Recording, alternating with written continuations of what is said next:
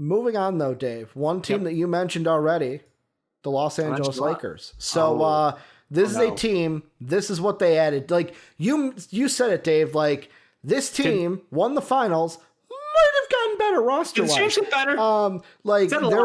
There was a meme I saw that's basically a picture of Homer sleeping with a smile on his face with a Laker hat on, and it said, "Laker fans going to bed tonight knowing that their team got better with free agency."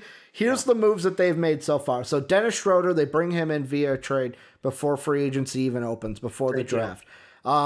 They bring back KCP, 3-year deal worth $40 million.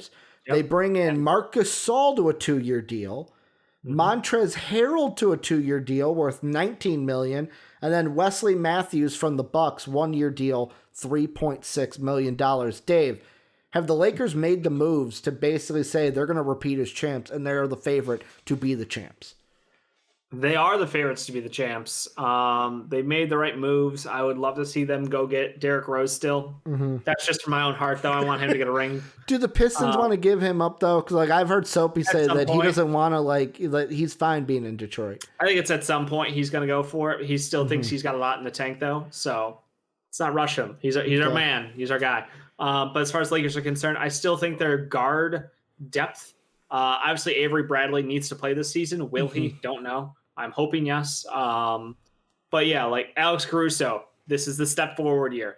The training wheels are off. We saw him have a big moment in the playoffs, several big moments, I should say, in the playoffs.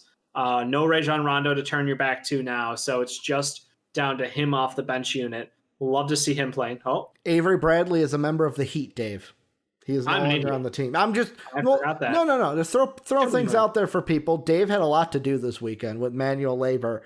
So he could not stay. Because you said Avery Bradley, and I was like, I think he signed somewhere else. Yeah, I appreciate you calling me out. He signed, all the time. Avery Bradley signed a 2-year deal, $11.6 million with the Heat. So he's was that because Crowder left? Yeah, so it was a chain reaction of Crowder. Yeah, so it was Crowder. I believe it was the Woj bomb was. They're still waiting on Crowder. They've got someone lined up if he doesn't, and then boom. That was that Bradley. cryptic bullshit. Okay, yeah, that makes sense now. Thank you for clarifying that. So yeah, no, this is the Caruso time. All eyes on him to carry that second unit and potentially get like huge finishing minutes with this roster because he is someone who I know Lakers fans are still very high on. But yeah, they added scoring. They added Gasol to be an excellent defensive presence. Yeah, the question will come down to that whole fit at the 5, though. It's the Anthony Davis closing lineup. What do you do? Obviously, the Clippers and Montrezl Harrell had opinions, and they had interesting results with him out there, and he got killed for it publicly.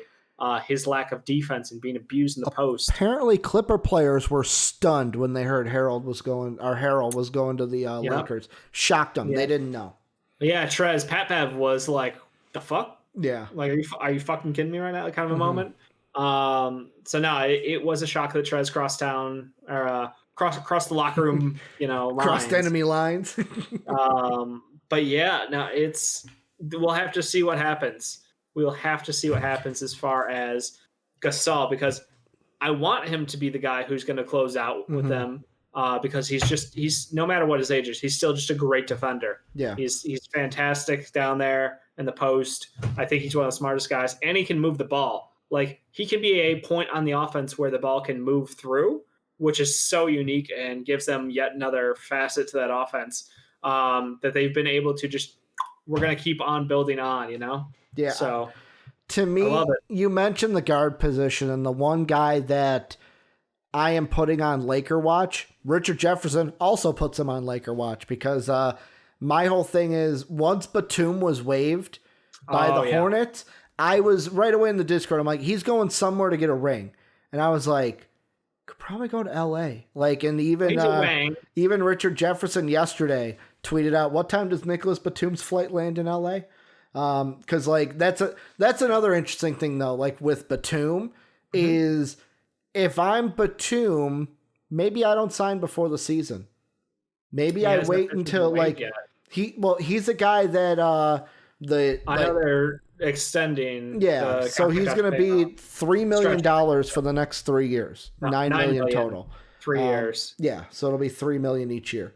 No, $9 million for 3 years. Oh, I thought it was $9 million in total. No, $9 million a year for the next 3 years his deal was $27 million. Then $9 million the next 3 years. I was reading into that wrong. So he's got some bank that he's going to be getting for the year. I almost look at it to when he is officially waived, he might be someone that goes, let me wait. Let me, you know what? I need to play full season, guys. I know that my team didn't make the playoffs. I got more time off than like the finals people, but like, let me wait around. JD, let me see where people hear go. Your sign and trade shenanigans. If it happens, it happens eventually. Like, let me see where people are and then make a decision mid-season. Bismack Biyombo to back up TT. You got Tristan Thompson, Bismack Biyombo going to make you feel better? If you're Batum, it's not you, it's the Celtics. It's the KOC in my head. If you're I'm mad at you. If you're Batum, though, Dave, are you signing before the season, or do you wait until mid-season and be like, let's see where everyone is, and then I'll pick my shot? I think he should sign before. I think that he's got to get in some reps, man. Like, he didn't get to play basketball for the last year. Like, he legitimately just got flat out benched, and his shooting splits were not good. His limited minutes, like, he was basically told, like, if you have to shoot, your shots are shit, apparently. You know, it's just he could not. He should still be a good player. And by good, I mean a passable bench player. Yeah. What he'll be at this point, we'll have to see when he works out and gets back in shape and like gets with this unit. But I think he should sign earlier rather than later because he needs time to get back into game shape because it's been over. In my mind, he hasn't really played basketball seriously in like 2 years. Yeah. I mean, he's been on the coast. That was one thing we talked about in the Discord of like, well, what's his performance going to be? But like for me, I also think about the nugget also is if let's say he signs with the Lakers, his role won't be as big as it was with the Hornets. So of a smaller role, hopefully his role was already because his role in the Hornets his last year was like before that. And his role the year before that was called "You don't take shine away from our kids." So like he had 1 year. That was it. Yeah, but even in that, like, his injury. Even in that 1 year, like the role that he had that 1 year is not going to be that big in LA. It's basically going to be like, when we call your name, can you make the shots? That's what his role is going to be. Oh, that's not the guy you want then. Well, I mean, who's the other guy? Like, who else is out there?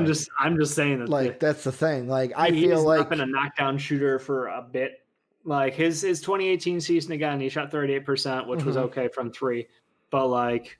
That was only on 3 attempts a game. So you got to go back a bit. I think it's just like, hey, he had 1 good year of 3-point shooting. He's not the be all end all knockdown shooter from the outside.